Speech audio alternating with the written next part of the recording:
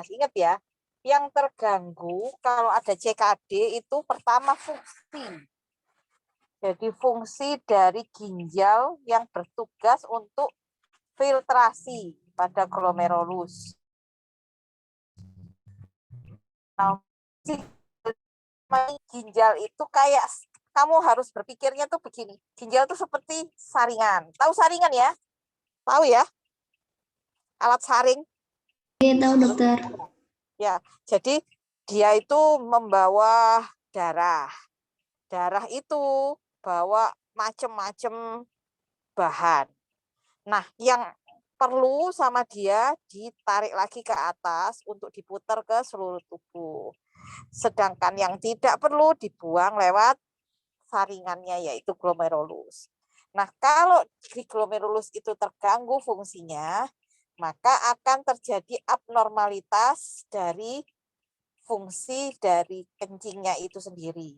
Nah, kalau struktur itu dilihatnya di USG. Jadi gangguannya tidak hanya di fungsi tapi di struktur. Jadi ngerti ya, yang kena anatomi dan kenanya fisiologi. Makanya patofisiologi selama 3 bulan.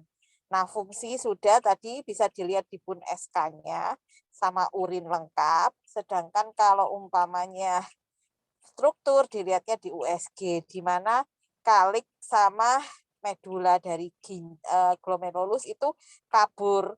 Kalau tadi kan kalau liver itu terjadi fibrosis, jadi bentuknya seperti otot, dari yang glowing jadi otot.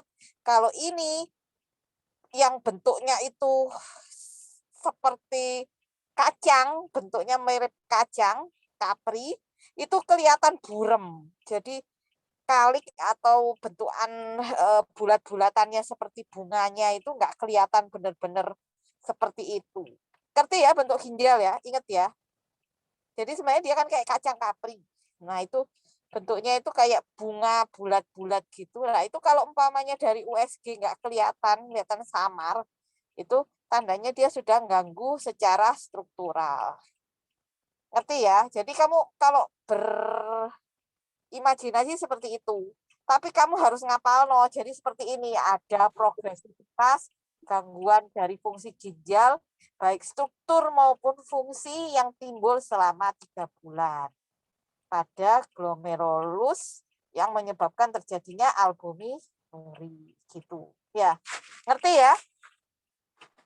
Sampai sini ngerti dulu ya? Ini sih harus ngerti dulu. Slide sekarang, slide. Terus. Ya. Nah, ini menurut Kadiko. Ya, intinya itu kan sudah tahu. Jadi gangguannya struktur, fungsi, dengan gangguan di urin. Urinnya abnormal.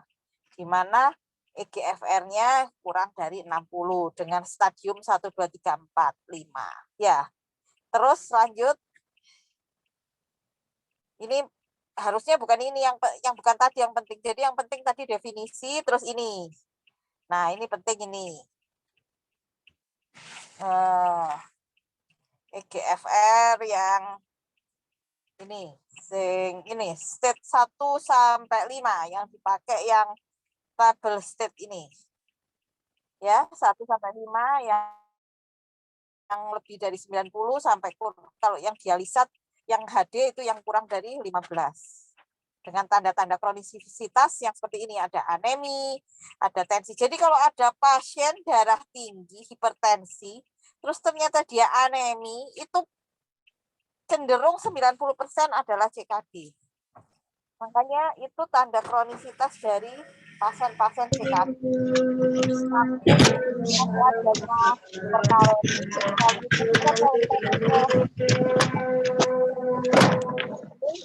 Yang sudah state 5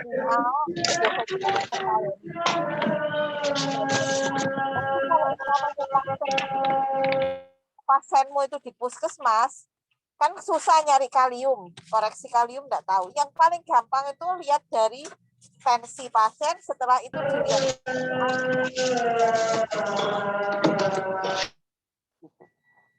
Ya, ngerti ya nak? Jadi yang dipakai tabelnya ini 1 sampai 5, ya. Yang 1 sampai 5, bukan yang G ini. Yang dipakai sekarang yang sementara ini yang masih dipakai ya, yang 1 sampai 5 ini. Ya, sudah slide. Nah, ini cara ngitung GFR ini juga penting. Jadi definisi, terus stadium tadi, terus nih.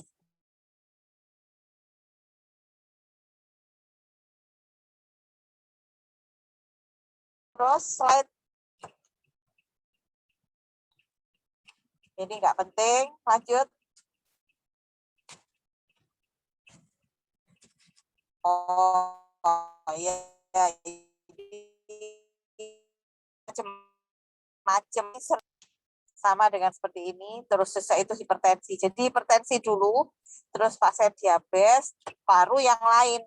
Contohnya batu, terus asam urat, batu ginjal ya, batu ginjal, asam urat, terus lupus, terus ginjal yang kistanya banyak, polikistik ginjal, polikistik kista yang ada di ginjal itu juga. Tapi yang paling sering itu dari hipertensi sama diabetes, karena diabetes itu seperti induk dari penyakit-penyakit metabolik. Ya, itu slide. Jadi gejalanya, anunya sudah, apa namanya, definisi sudah, stadium sudah, menghitung GFR sudah, penyebabnya sudah. Nah ini, ya ini untuk menggambarkan patofisiologi. Ini enak, ini gambar ini enak. Jadi kamu tinggal hafalkan aja. Dimengerti sebenarnya, nggak usah dihafalkan ya. Jadi kalau mamanya mengerti, kamu jadi tahu. Jadi makanya kenapa sampai anemi. Anemi terjadi karena eritropoietin yang turun. Kemudian hipertensi karena ada retensi dari NaCl. Kan retensi dari natrium itu sama klor sambil H2O menyebabkan dia hipertensi. Sehingga dia juga gangguan di mana kalium juga tidak bisa keluar, apa itu kaliumnya itu banyak di darah sehingga menyebabkan hiperkalemi. Nah, dengan gangguan apa namanya racun-racun yang harusnya racun-racun ini bisa dikeluarkan lewat kencing, tapi karena si saringan ini nggak pinter, menyebabkan dia gangguan dari ureum, pengeluaran ureum. Nah, pengeluaran ureum terganggu itu terjadinya uremic syndrome itu. Jadi dengan gejala mual, muntah, gangguan apa itu gaster, yang dikira biasanya pasien CKD itu dia gangguannya katanya sakit lambung, padahal enggak. Dan nanti kalau di lab kan ada gangguan dari elektrolit, di mana rata-rata kaliumnya meningkat dan pasiennya sering batal. Itu ya. Setelah itu juga asidosis. Asidosis itu kalau metabolik akan ada tanda kusmol di dalam pernapasannya, di mana dia sesak dengan pernapasan yang cepat dan dalam. Banyak yang penting ngerti aja ya. Jadi kenapa kok bisa anemi di CKD? Karena erythropoietin turun. Kenapa hipertensi? Karena ada retensi dari natrium, klor, kemudian H2O,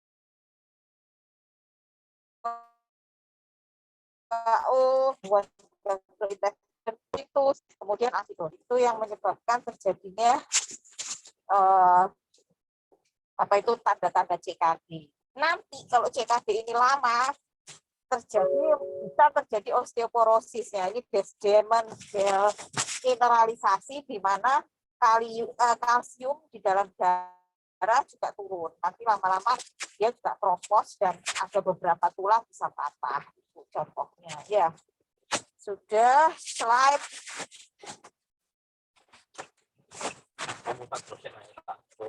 Ya. Pak aja nih ada pom. Aku bisa. Oh iya. Ya, ya. Ya ini tanda-tanda. Tanda-tanda nggak usah dihafalin ya.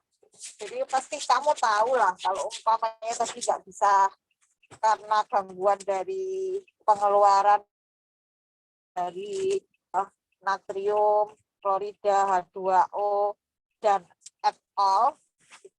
Itu timbul gejala-gejala yang tadi. Kalau erythropoietin anemi, sedangkan kalau yang ureum ya mual muntah, gatal, terus sisa itu sesak karena uremik, kemudian kencing yang nggak bisa keluar jadi alo. Jadi jalurnya tuh tetap dari patofisiologi. Lama-lama kamu bisa membedakan ini CKD atau gangguan lambung biasa.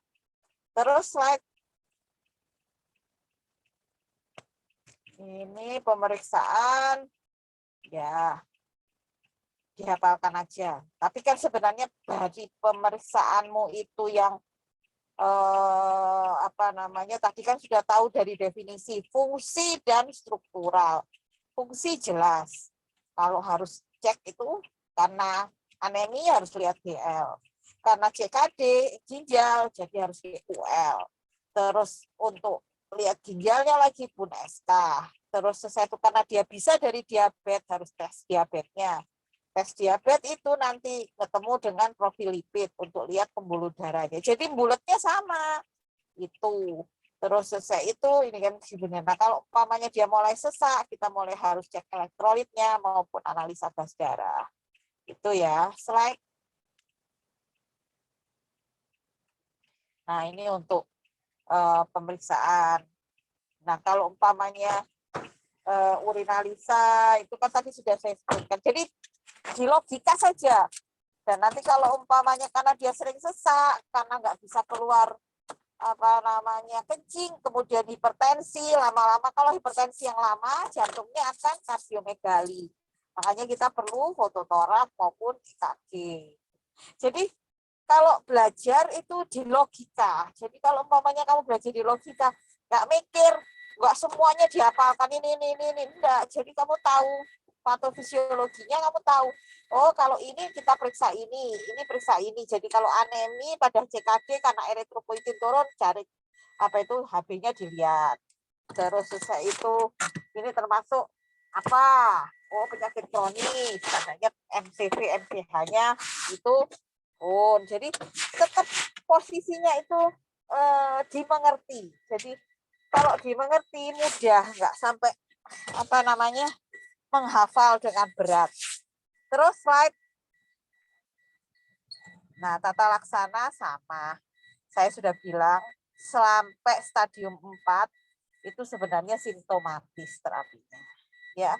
Jadi ada keluhan, gejala, terus laboratorium baiki sampai pada stadium 5 baru maju ke cuci darah atau HB. Ya, slide.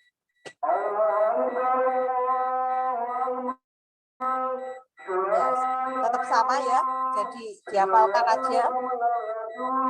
Jadi intinya simptomatis semua. Slide.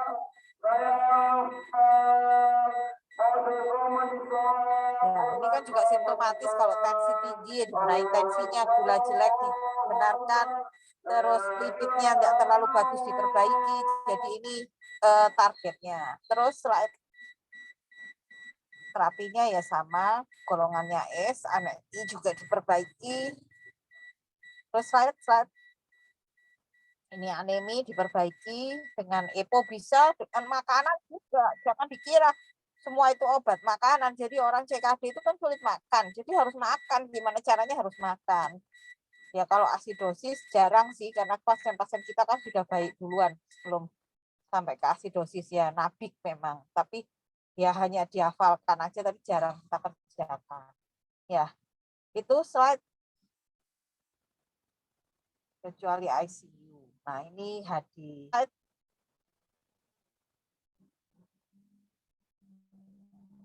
Oh, ya.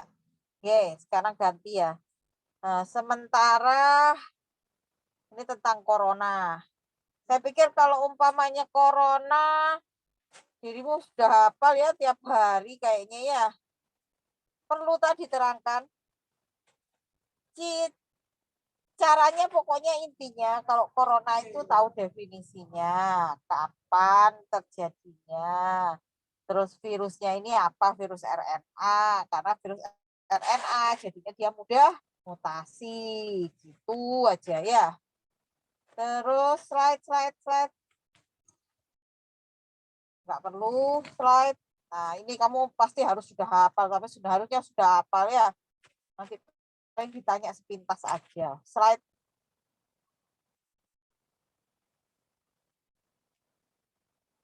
gejala ya. Pokoknya kan ada OTG, kemudian ada PDP, terus selesai itu ada yang pneumonia, itu juga ada yang kriterianya ada sedang, ada berat. Nah, kalau yang berat itu baru masuk ke ICU. Kalau OTG isolasi. Itu slide. Nah, ini ya slide dihafalkan aja ya. Pokoknya intinya kalau berat ya masuk ICU gitu. Slide. Ya, ini pasien-pasien yang ya ini dihafalkan aja kasus apa itu suspek. Slide. Probable apa dihafalkan aja. Kemudian slide confirm jelas. Kalau confirm itu semua pasien yang PCR. Ingat PCR ya, PCR itu yang diperiksa pakai cotton bud yang ke hidung sama orofaring. Kalau itu positif dan gejalanya ada, itu kita anggap dia terkonfirmasi. Jadi kelihatan virusnya memang, jadi memang virusnya dibiarkan. Gitu. Slide itu baru confirm. Nah, ini terapinya masuk ke terapi COVID. Kalau yang lain masuk suspek enggak. Kalau kontak erat isolasi aja. Slide. Jangan lupa 3M, 5M. Jarang ini ditanya ya.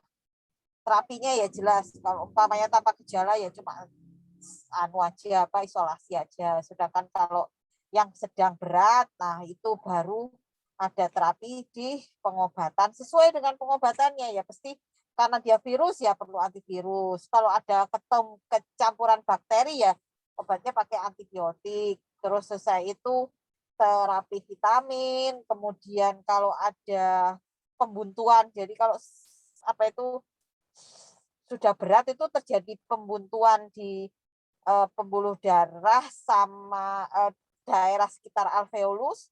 Jadi di situ biasanya nanti dedimer naik atau ada pembuntuan dari lemak, ya itu diperbaiki lemaknya. Makanya kita harus perlu melihat profil lipid, juga ngelihat dedimer kalau si siapa itu COVID. Jadi COVID itu terapinya kalau yang masuk rumah sakit ada antivirus, ada antibiotik kalau butuh, kalau ada tanda-tanda infeksinya, terus selesai itu simptomatis, kemudian pembuntuan dari pembuluh darah yang ada di paru. Jadi lihat dari dedimer, di obat pembuntuannya itu biasanya pakai LMWH atau heparin, atau kalau umpamanya bentukannya lemak dari pemeriksaan darah ternyata lemaknya tinggi, ya lemaknya diperbaiki dengan umpamanya kalau kolesterol yang tinggi, jadinya golongan statin, umpamanya simvastatin atau vastatin, atau kalau umpamanya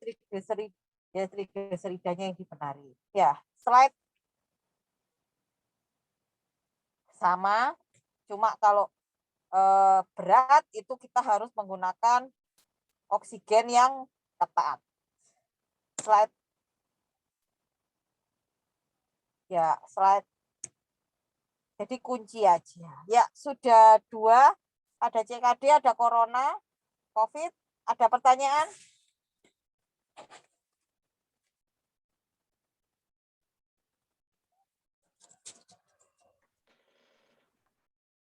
Selamat malam, dokter. Izin Ya. bertanya. Nggih. Dokter, pada CKD kan saya baca itu untuk dietnya kan tinggi kalori, rendah protein, dokter. Ya, nggih. Mau nanya, dokter, itu kenapa demikian, dokter? Bukannya Kalau umpamanya sudah cuci darah sebenarnya enggak cukup protein, tetap di 1 gram. Kalau umpamanya CKD yang belum HD memang 0,8 supaya tidak terjadi uremik.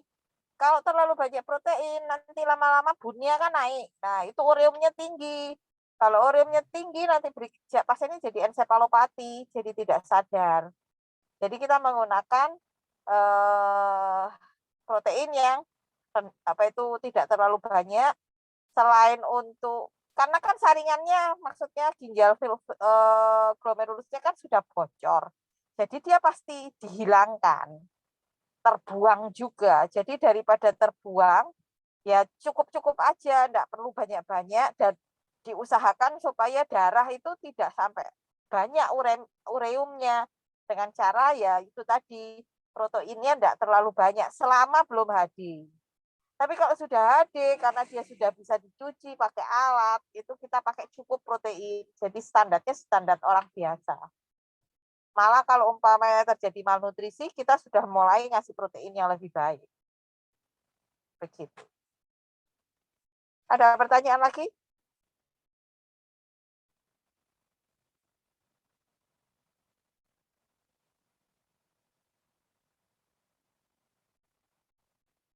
Enggak ya? Ayo terus slide lain.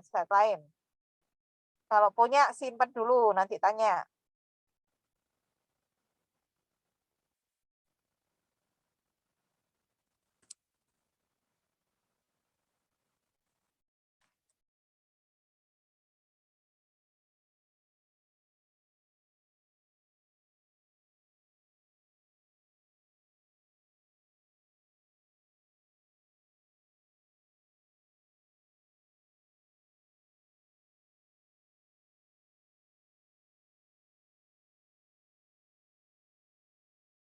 Nanti itu kalau umpamanya paru, itu rata-rata dia tanyanya TB.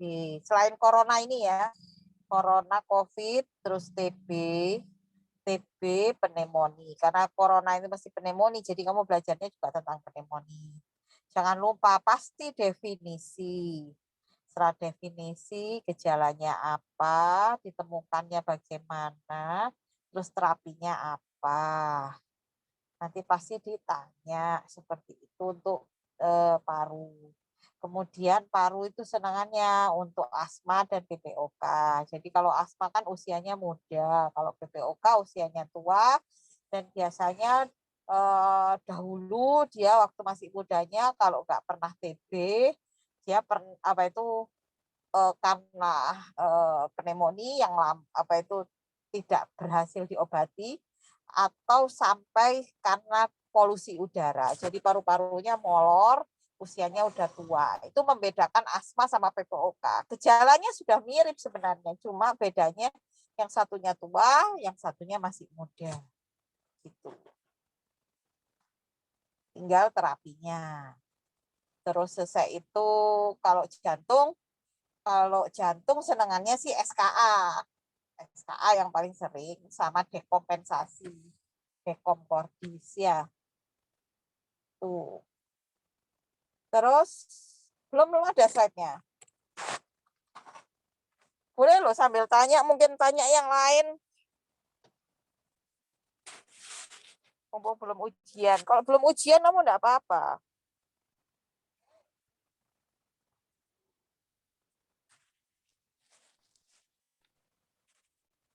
Permisi dokter, mohon izin untuk share screen tentang DM ya dokter.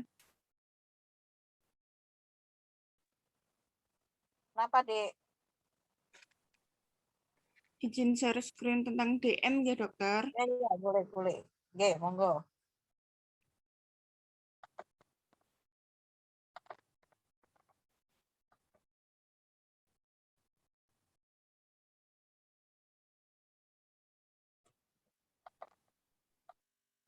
Ya. Terus langsung pembahasan aja, Dek. Pembahasan.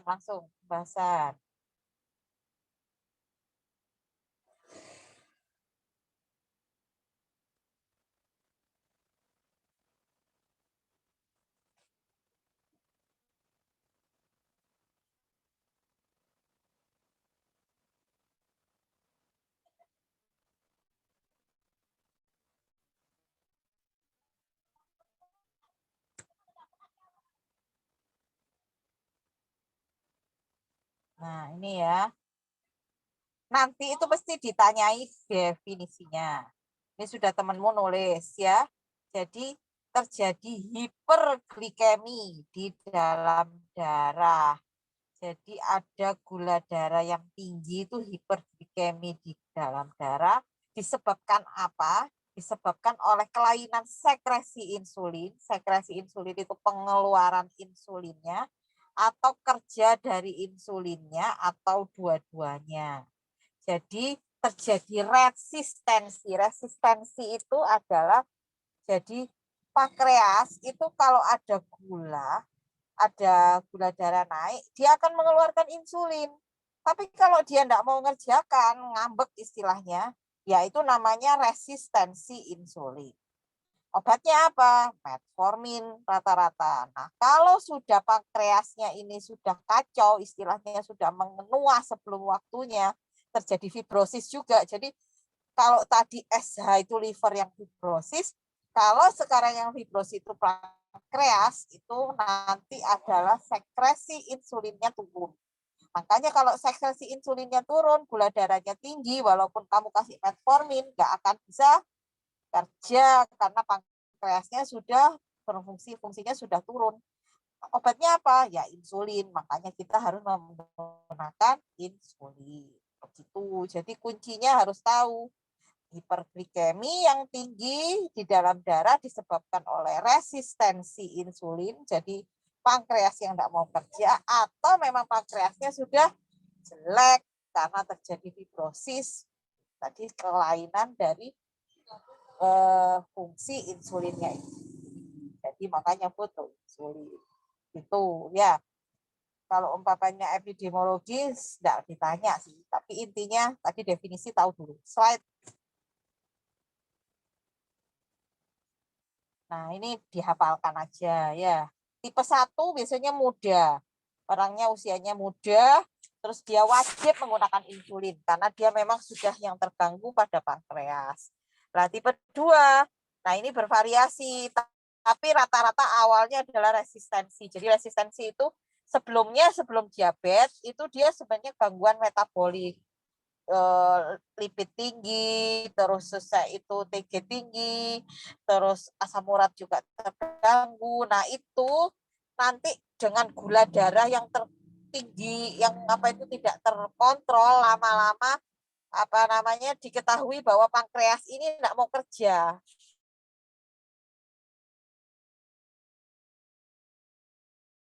Itu resisten. Jadi karena banyak makan terus selesai itu tidak pernah gerak, itu menyebabkan pankreas yang harusnya kalau ketemu gula terus yang mengeluarkan insulin itu tidak sensitif. Jadi dia menganggap bahwa oh itu bukan gula kok. Jadi tidak dianggap bahwa itu pekerjaannya. Jadi malas mengeluarkan insulin. Nah, makanya kita obat pertama kali itu menggunakan metformin karena apa? Berharap bahwa si pankreas ini mau mengeluarkan insulin dengan penggunaan metformin. Itu di tipe 2. Jadi beda tipe 1 sama tipe 2. Tipe 1 pankreasnya memang sudah tidak mau kerja, tidak bisa kerja, bukan tidak mau. Pada tipe 2 tidak mau kerja. Jadi beda, tidak bisa dan tidak mau. Kalau ini bisa kerja sebenarnya tapi tidak mau. Karena tidak mau di tipe 2, makanya pakai metformin. Kalau tipe lain, ini biasanya penyakit-penyakit tertentu. Contohnya memang karena infeksi. Contoh kalau sekarang corona, kan dia ada diabetes. Sebenarnya diabetesnya dia ini karena infeksi. Jadi belum tentu diabetes yang tipe 1 atau tipe 2. Makanya kita karena infeksi, kita biasanya menggunakannya penggunaan insulin. Makanya kalau di rumah sakit kita kan menggunakan insulin. Karena ini masuk diabetes tipe lain. Terus selesai itu untuk pasien-pasien yang memang karena lupus, ada zat kimia, ada beberapa pasien itu disebabkan oleh penggunaan zat-zat kimia tertentu. Ya contohnya kalau ada obat pelangsing, itu langsung gulanya tinggi. Jadi makanya hati-hati, jangan percaya sama orang-orang itu ya. Dan yang ketiga adalah gestasional. Nah, keempat gestasional itu hamil ya. Pasien-pasien hamil itu, dan kita biasanya menggunakan tetap penggunaannya insulin. Jadi yang tidak menggunakan insulin langsung itu adalah yang tipe 2 saja. Karena tipe 2 itu karena pankreas yang tidak mau kerja, bukan tidak bisa kerja. Kalau yang lain itu wajib insulin. Ya, slide.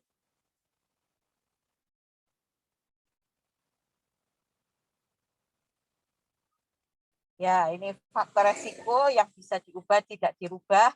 Yang itu ditanya nanti biasanya. Dapat dirubah dan tidak dapat dirubah. Terus slide.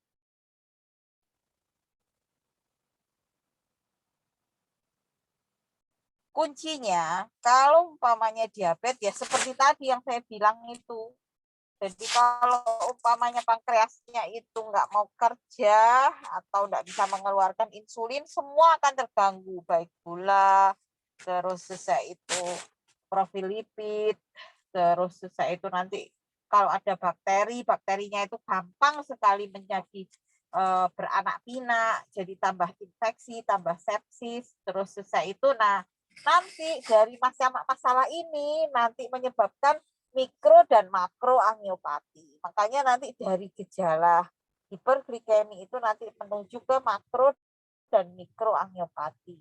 Makanya sering saya buat uji apa itu kemarin waktu pemeriksaan DMK, saya mesti apa namanya banyak ditekankan pada ini makro apa mikro, karena yaitu kalau hiperglikemi kita akan cari adalah komplikasi yang akan terjadi. Nah, itu di mikro dan makro. Makro itu pasti yang bikin cepat orang meninggal.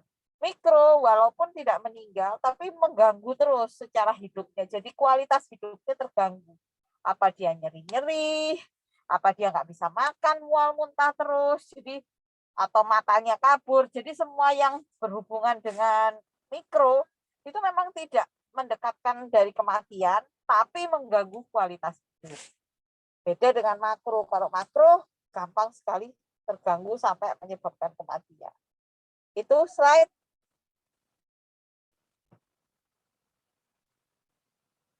Ya, ini masih ditanyakan. Gejalanya apa? Ya, ini triasnya wajib harus ada. Polidipsi, poliuri, polipagi. Ditanya nanti juga, polidipsi itu apa?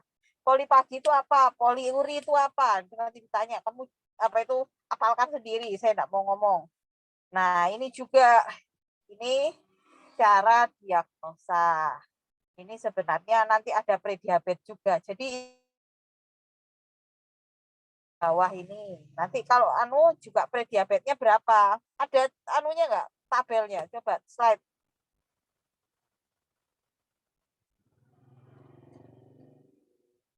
Langsung tata laksana. Tata laksananya itu ada pentalogi. Pentalogi diabetes coba dicari ya. Ini obat bukan ini yang ada sampai cangkok pankreas. Pentalogi itu. Kalau terapi ya, ini komplikasi akut dihafalkan ya, komplikasi akut, komplikasi kronis. Cuma komplikasimu ini kronisnya nggak dipisah, harus dipisah mikro sama makro. Ya itu tadi saya bilang harus tahu mana mikronya, mana makronya. Terus itu komplikasi akut nanti pasti ditanya hipoglikemi itu apa definisinya, terus stadiumnya apa aja, terapinya apa, kemudian KAD itu apa. Yang jelas KAD itu mesti ketonnya positif baik darah maupun urin dan orangnya kusmol sesek perdarahan. Apa namanya tidak sadar maksudnya.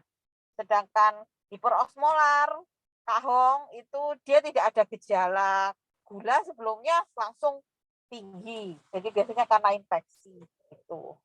Kalau latat ini karena asidosis. Jadi pasiennya memang biasanya ada gangguan dari ginjal. Slide.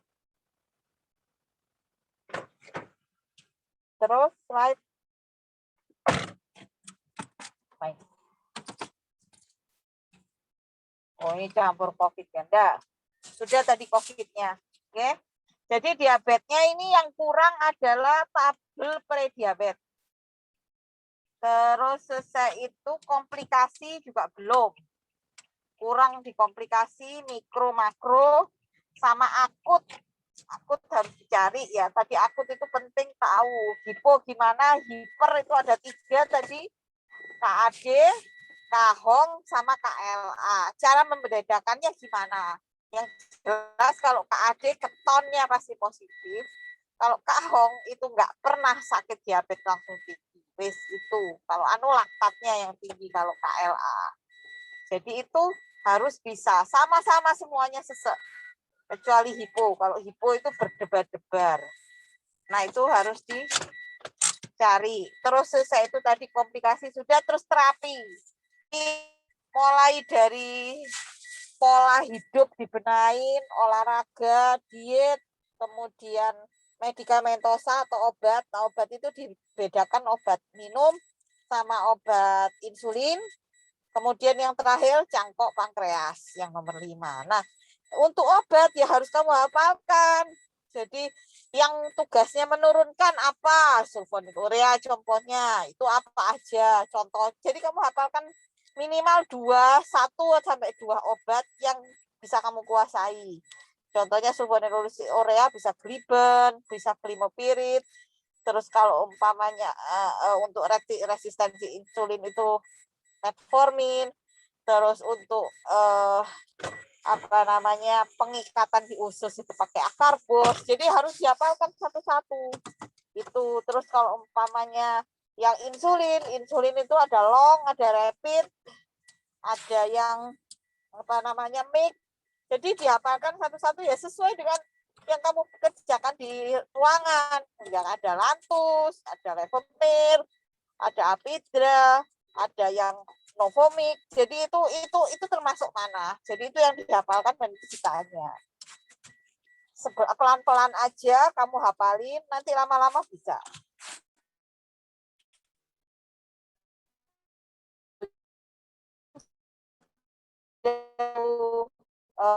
Anggap diabetes jalannya apa yang tadi triple 3 poliuri polidipsi polipagi, jangan lupa apa itu, sama penurunan berat badan, kemudian cara mendiagnosanya gimana, terus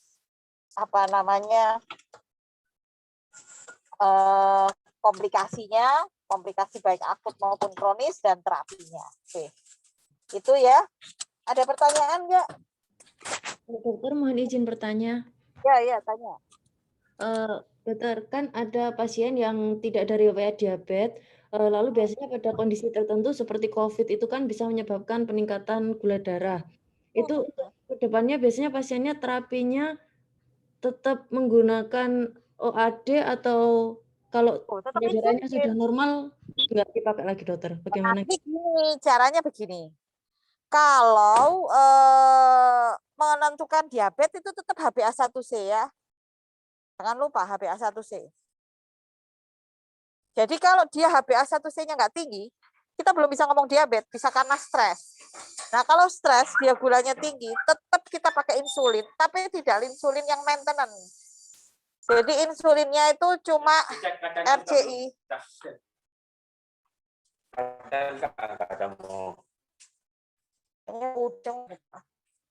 Jadi di RCI setiap tinggi, kalau sudah stabil, umpamanya tidak ada obat-obatan yang bisa menaikkan gula, umpamanya gula sudah obatnya sudah tidak diminum, ya tidak akan lagi Loh, bisa makan.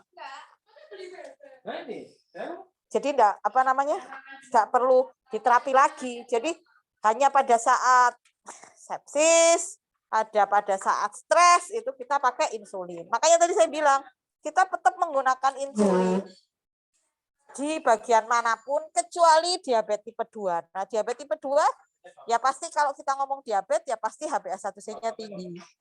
Sedangkan yang non diabetes ya hanya RCI aja. Gitu. Ada pertanyaan lain?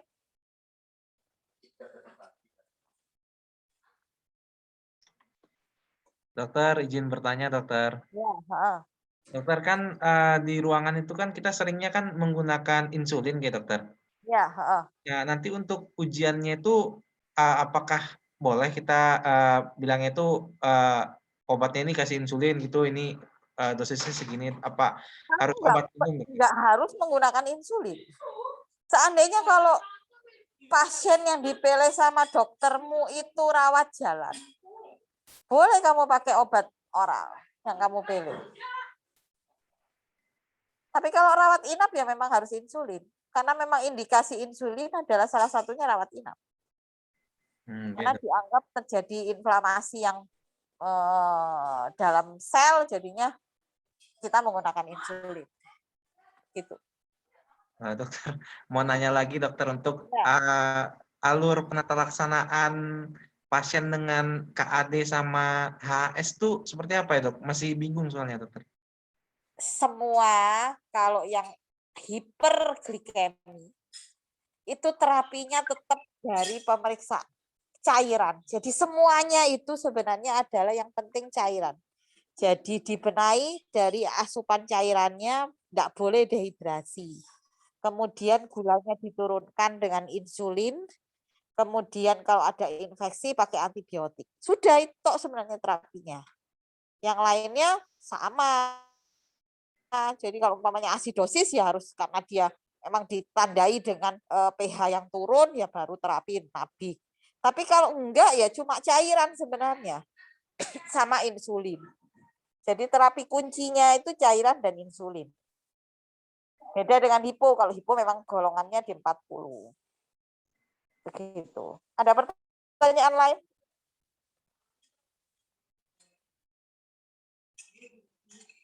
Dokter, mohon izin bertanya.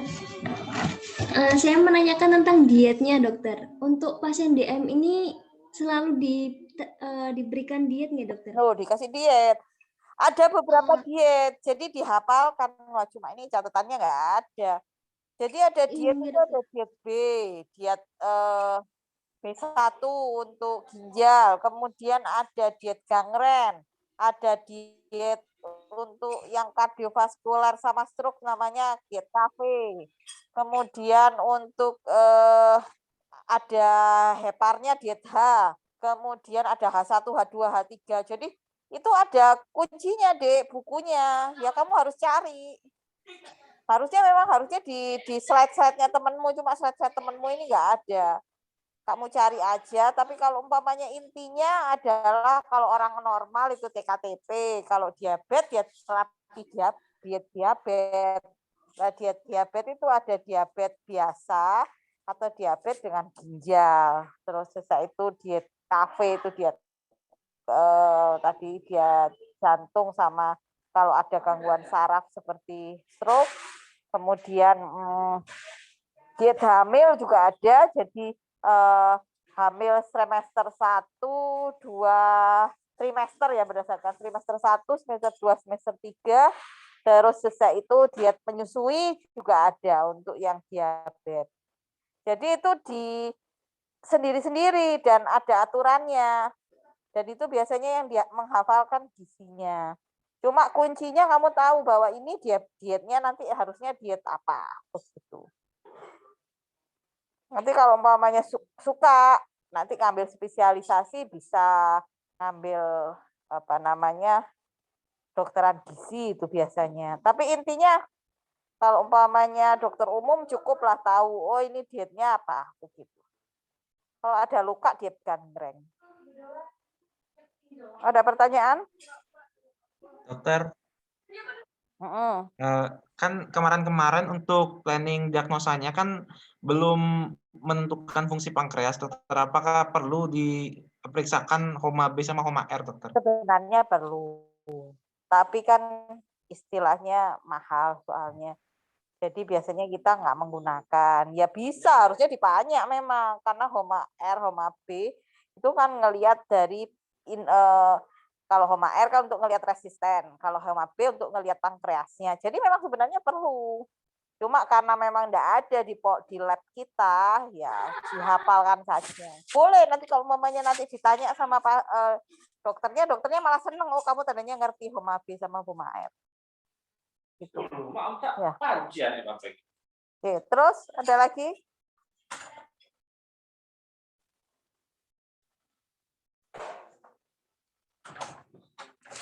Cukup? Ya, slide lain.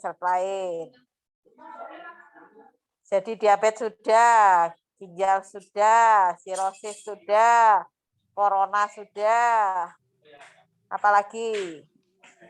Dokter, mohon izin yang diabetes tadi nggak, dokter? Apakah untuk terapi prediabetes itu sama dengan diabetesnya, dokter nggih? Ya enggak, prediabetes itu kan dia belum diabetes. Jadi intinya sebenarnya kalau diabetes itu dilihat di pola makan. Jadi kalau dia makannya itu banyak mengandung karbo, ya karbonya dijaga untuk pada posisi yang aman. Jadi nasi harusnya berapa gram itu dihitung. Terus selesai itu dia harus banyak gerak. Selama belum diabetes jangan terlalu orang dipaksa untuk diet, enggak. Tapi diusahakan yang biasa itu orang-orang itu karena dia memang kebanyakan makan yang mengandung karbo atau kurang gerak. Jadi kuncinya biasanya begitu.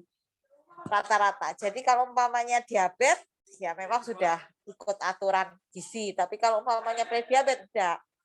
Coba dicari. Nah, itu apa namanya?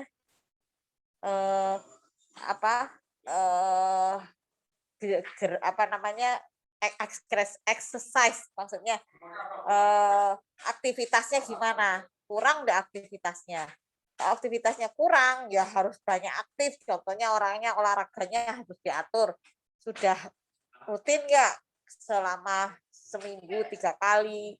Kemudian secara apa namanya kalori itu cukup untuk dikeluarkan, itu sudah cukup jamnya, itu baru dihitung. Itu dihitung, Dek. Jadi nanti kalau umpamanya kamu lebih dalam nanti belajar lagi tentang exercise. Jadi itu termasuk dari pentalogi tadi untuk diabetes. Jadi di pentalogi itu pola hidup, exercise, diet, kemudian medikamentosa, sama terakhir jangkau pankreas.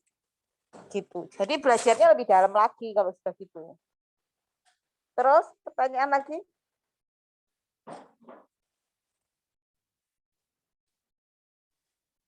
Kalau nggak ada ganti slide.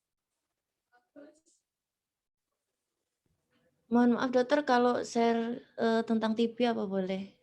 TB? Boleh, enggak Soalnya apa-apa. lapusnya paru. Iya, enggak apa-apa. Boleh.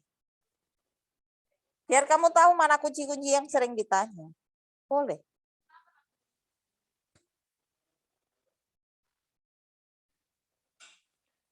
Ya, aku sambil lepas masker belanda.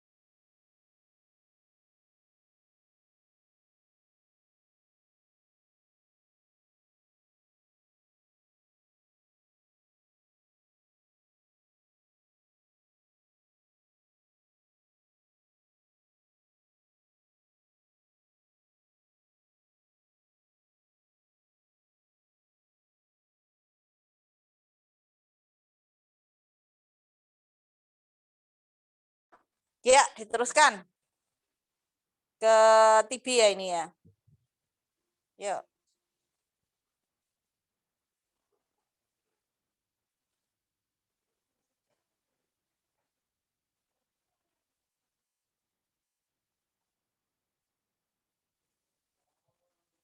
Ya, terus slide.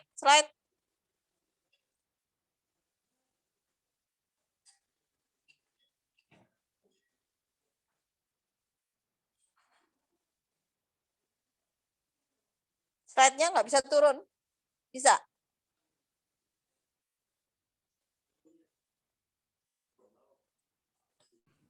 Sebentar dokter, masih ini.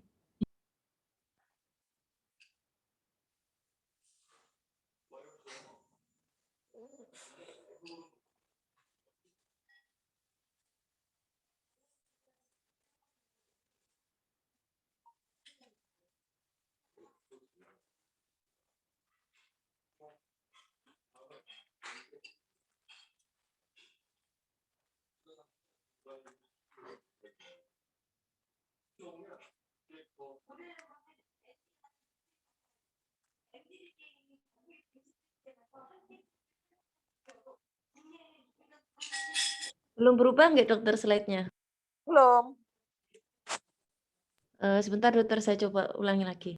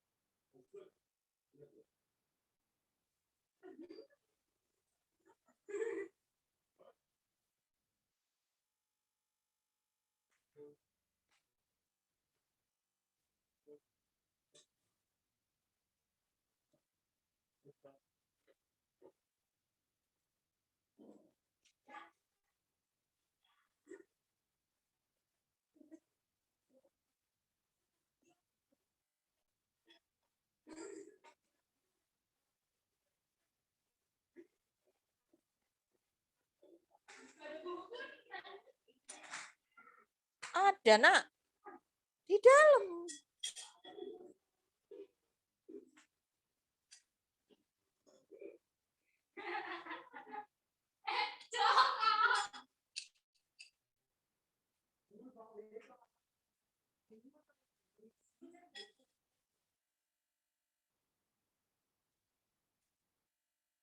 Ya, ya, Ya, ya, kan, ya. Dok? Terus pop. Ya.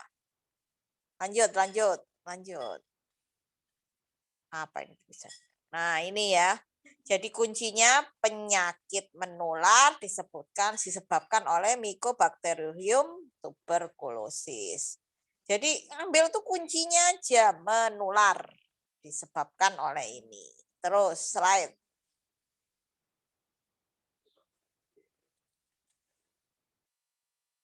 Nah, enggak perlu. Ya, tapi memang pasiennya banyak. Nah, ini. Jadi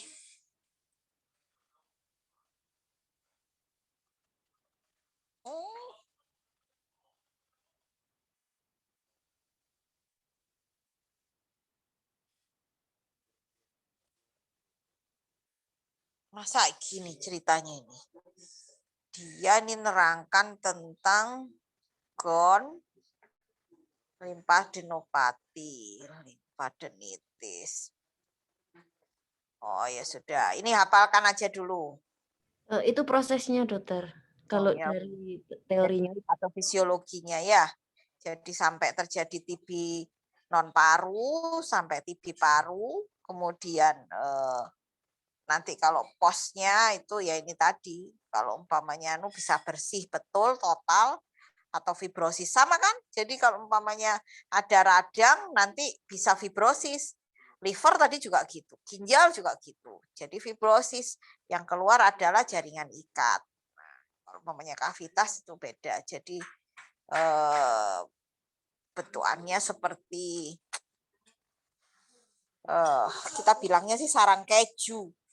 Jadi umpamanya kalau diperiksa secara PA gitu nanti atau di mikro itu Mycobacteriumnya positif. Terus slide ini ya riwayat. Nah, ini dihafalin. Nah, ini sering ditanya. Apa itu baru? Apa itu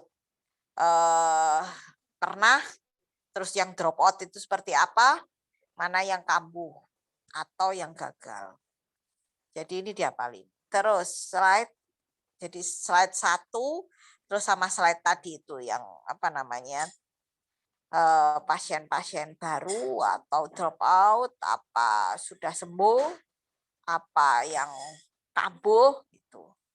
Terus Dek, slide.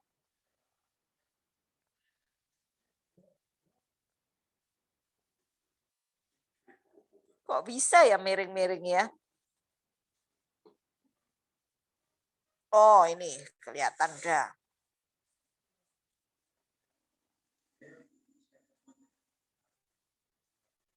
Ini dihafalin ya. Ini untuk pasien-pasien TB yang sudah resisten. Kalau nggak resisten ya TB biasa terapinya ya. Ini untuk yang apa namanya resisten pada terapi TB, baik yang resisten satu jenis atau lebih dari satu jenis sampai MDR. Nah itu dihafalin aja, ini hafalin aja yang apa namanya kuncinya. Slide.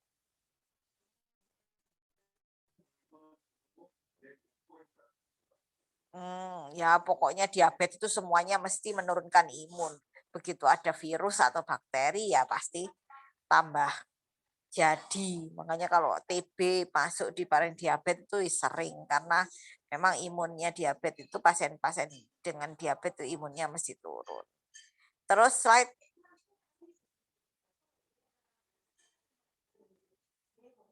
Oh ini kok malah dengan CKD. Oh enggak usah, enggak terlalu ditanyakan begitu. Terus slide. Ya, cenderung memang pasien-pasien TB itu lebih banyak pada pasien diabetes atau pasien HIV. Makanya kadang-kadang pasti ditanya ke cenderung ke HIV. Terus slide.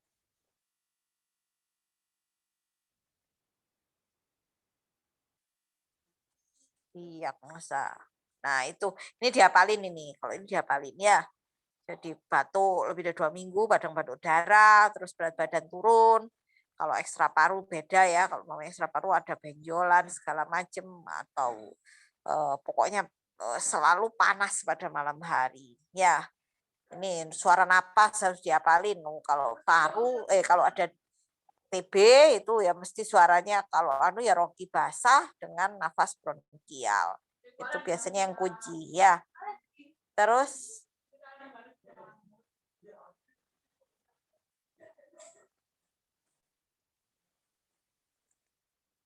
iya pasti sputum ya. Jadi yang paling penting penentunya itu TB atau enggak itu dicek sputum BTA. BTA itu bakteri tahan asam, di mana dicek pada Mycobacterium tuberculosa, bakteri tahan asam, kemudian apa namanya? Jadi gejala, terus pemeriksaan BTA yang SPS 3 metode itu, terus selesai itu apa namanya kultur. Jadi itu makanya kalau kultur itu biasanya kita kalau curiga MDR jadi resisten itu biasanya dikultur dulu. Itu. Nah, terus selesai itu secara radiologi dihafalin aja mana luas, mana yang inaktif, mana yang tanda aktif, kemudian yang destroyed lung itu juga ya perlu ditanyakan.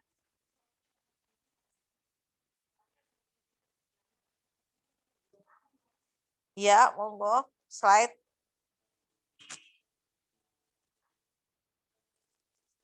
Apa ini ya? Kok kecil-kecil banget. Oh, tentang suspek BTA ya. Pokoknya nanti kalau BTA-nya positif pasti harus pakai OAT ya. Ya dihafalkan aja. Terus slide. Apa ini?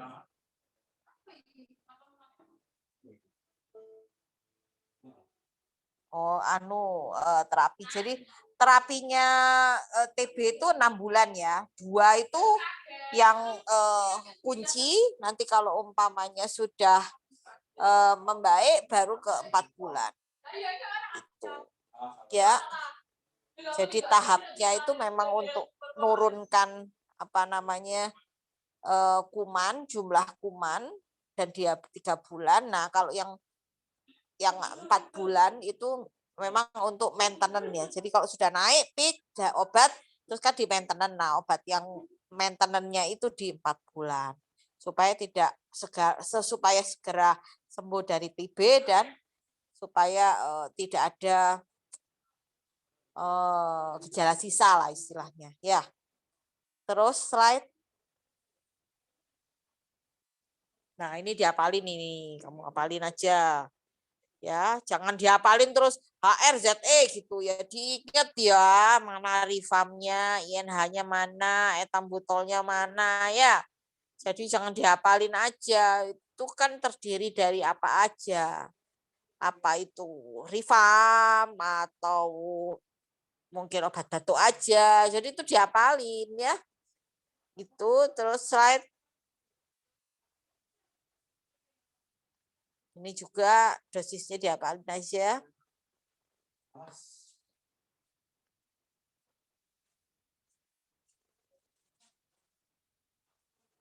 Sudah?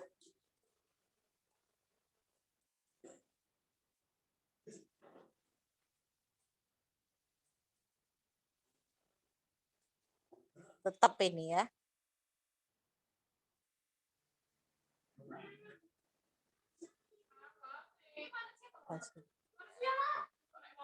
Ini dihafalin aja ya. INH itu singkatannya apa, efek sampingnya apa, sifatnya apa.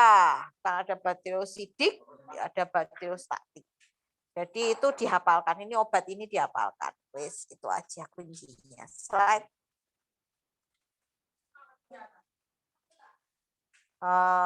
Kalau dirimu kayaknya nggak perlu ditanya berat badan ya.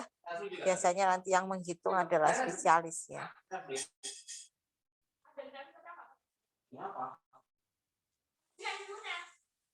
Halo? Ya, sudah terus slide.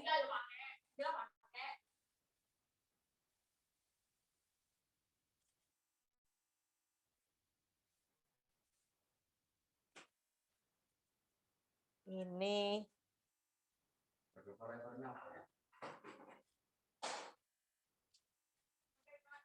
ya dihafalkan aja deh ya. Terapinya OAT ini dihafalkan. Kadang berubah gitu ya. Karena tergantung resistensi dari kuman. Kalau kumannya sudah resisten dikasih obat yang sama, ya resisten terus jadi MDR ya. Terus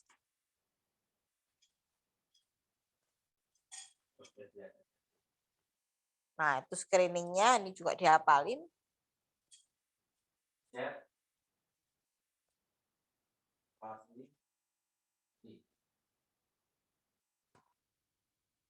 Sudah slide. Ini pakai diabetes, enggak pokoknya TB ya. Ya, sudah slide terus. Slide terus. Ya, sudah. Wes, gampang kan? Kalau TB definisi, gejala yang harus ditemukan, cara nyerukan kumannya, setelah itu terapi. Sudah. Terapi ya dihafalin ya obatnya. Sebenarnya gampang kalau kamu nulis tiap hari, itu mesti apal obatnya. Oh ini gejalanya, efek sampingnya apa. Oh, kalau nanti ada ini, tandanya ini yang di stop gitu. Makanya harus rajin memang. Ya sudah jalan 2,5 bulan, saya anggap kamu udah bisa. Ya sementara ini saya stop dulu ya. Ini sudah jam 8. Besok mau jam berapa lagi?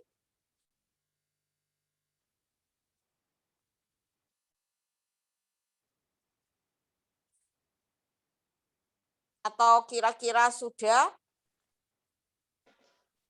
Mengikuti dokter saja, dokter, untuk besok. Gitu. Oke, gini. Supaya kamu malam itu bisa belajar, kita besok buka lagi jam 7 pagi ya. Oke, dokter. Bisa nggak bangun jam 7 pagi? Bisa, dokter. Bisa, dokter. Ya wes, besok jam 7 pagi. Disiapkan yang bawa slide ya, yang berhubungan paru, berhubungan dengan jantung. Yang belum